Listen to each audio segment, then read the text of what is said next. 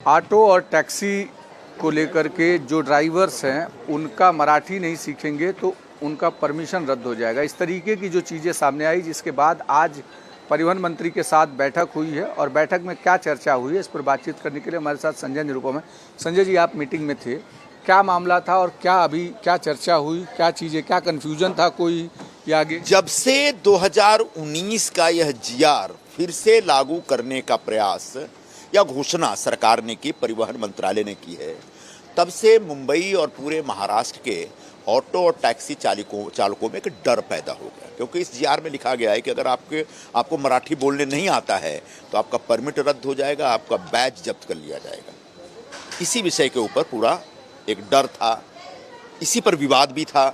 इसी विषय को लेकर के आज माननीय मंत्री महोदय ने मीटिंग बुलाई थी। मुझे बड़ी खुशी है कि हम सभी लोगों ने, हमारे साथ राजभर जी थे, यादव जी थे, शशांक राव जी भी थे, सभी लोगों ने बैठ करके इस विषय को रखा। सबने एकमत से कहा कि मराठी भाषा का ज्ञान सबको होना चाहिए, बोलना भी चाहिए। ये आग्रह रखना गलत नहीं है, लेकिन अगर किसी को मराठी का ज्ञान नहीं है या मराठी बोल नहीं पा रहा तो उसका परमिट रद्द कर देंगे, ये गलत है। तो उन्होंने, मंत्री महोदय ने स्वीकार किया कि परमिट रद्द करने की जो घोषणा थी उसको हम वापस ले रहे हैं और आने वाले 6 महीने के अंदर सभी लोग मराठी सीख सकें, जो बचे हैं, जो नहीं बोल पाते हैं, इसका हम इंतजाम करेंगे और इसके लिए हम बाकायदे ट्रेनिंग कैंप वगैरह चलाएंगे ताकि सब लोग मराठी सीख लें, मराठी बोलें और उसके बाद हम एक फाइनल वेरिफिकेशन करेंगे जिससे पता चलेगा। लेकिन उस वेरिफिकेशन में भी अगर कोई फेल हो गया तो उसका परमिट रद्द नहीं करेंगे। एक सवाल ये है कि संजय जी, राजनीतिक गलियारे में जो चर्चा है कि मीरा भाईंदर महानगर पालिका चुनाव में शिवसेना को मिली हार के बाद क्या उत्तर भारतीयों पर गुस्सा निकाल रहे हैं क्या परिवहन मंत्री? सच ये है कि मीरा भाईंदर के जो विधायक हैं भारतीय जनता पार्टी के, उन्होंने ही माननीय मुख्यमंत्री जी को लेटर लिखा था कि मीरा भाईंदर में बड़े पैमाने पर बोगस कागजात जमा करके बांग्लादेशी और रोहिंग्या मुसलमानों ने ऑटो चलाने का परमिट और लाइसेंस ले लिया। वो माननीय मुख्यमंत्री जी को चिट्ठी लिखी थी। उसके बाद वो चिट्ठी मार्क करके उन्होंने हमारे मंत्री जी के पास में था, मंत्री जी ने उस पर इंक्वायरी शुरू कर दी।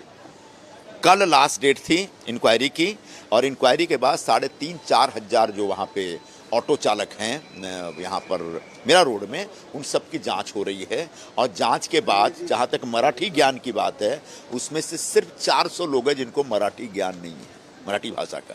जबकि वहाँ 70% से ज़्यादा लोग गैर महाराष्ट्रीयन लोग हैं जो ऑटो चलाते हैं। जब मीरा रोड का ये हाल है तो पूरे मुंबई में ये जो आंकड़ा है बहुत कम होगा, ये परसेंटेज बहुत कम होगा। तो हम कोई हिंदी भाषी लोगों को कष्ट देने के लिए ये कर रहे हैं? सच है कि भारतीय जनता पार्टी की तरफ से ये प्रस्ताव आया था जिसको लेकर के परिवहन मंत्रालय ने ये एक्शन लिया था और उसके बाद पूरे महाराष्ट्र के लिए ये भूमिका ली गई कि मराठी भाषा का ज्ञान होना चाहिए। लेकिन मराठी भाषा के ज्ञान के साथ साथ यह भी जानना बहुत जरूरी है कि जिनके पास बोगस कागजात हैं वो ऐसे कौन से लोग, उनको आइडेंटिफाई किया जाए और उनका परमिट जरूर रद्द होना चाहिए। अराजक तत्वों को क्या इससे सह मिला? क्या सरकार जो भी ये सारी चीज़ें हुई या 2019 का जो दिया था उसका शेड लेकर के जो अराजक तत्व समाज में जानबूझ के एक द्वेष फैलाने की राजनीति से जिस तरीके से कर रहे हैं, क्या उनको इस पर एक नया शुगुफा मिला? क्योंकि आप जिस दिन गए थे उस दिन जिन लोगों ने आपकी गाड़ी पर हमला किया, आज राज ठाकरे ने उन सभी को सम्मानित किया और बोला ये आप लोग जारी रखिए।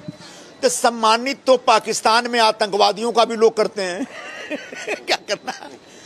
कुछ लोग जो देश का कानून तोड़ रहे हैं, हिंसा भड़का रहे हैं, किसी शरीफ शहरी के गाड़ी पर पत्थर फेंक रहे हैं, उसको सम्मान करने का क्या अर्थ है मुझे समझ में नहीं आ रहा। अगर कोई अर्थ है तो मुझे जिस तरीके से पाकिस्तान के मुरीद के में वहां के आतंकवादियों का सम्मान होता है, बिल्कुल मैं उसका पैरेलल ढूंढ रहा हूं इसमें।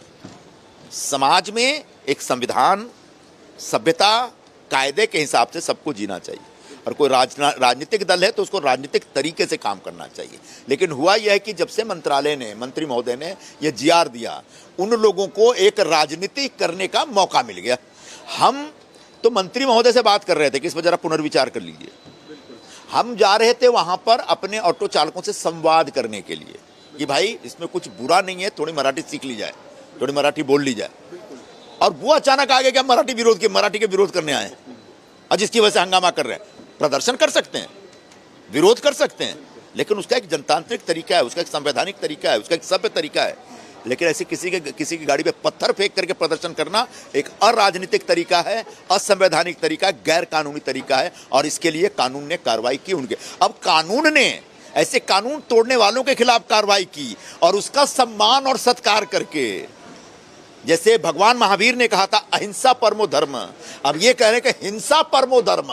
इनका मेन धर्म ही हिंसा भड़काना रह गया है, और ऐसे लोग इस तरह की व्यवस्था का नाजायज फायदा उठाने की कोशिश कर रहे थे। हम उसका नाजायज फायदा नहीं उठाने देंगे, किसी का परमिट रद्द नहीं होगा। एक एक ऑटो टैक्सी ड्राइवर सुरक्षित है महाराष्ट्र में, उसका काम धंधा सुरक्षित है। आने वाले दिनों में हम एक आग्रह रखेंगे कि थोड़ी कोशिश करके मराठी बोलना सीख लो। बिल्कुल, जिस तरीके से संजय निरुपम कह रहे हैं कि वो आग्रह हम लोग कर रहे हैं, लेकिन इसके लिए किसी का परमिट रद्द नहीं होगा। वीडियो जर्नलिस्ट रोहन के साथ अभिषेक पांडे, भारत एक्सप्रेस, मुंबई।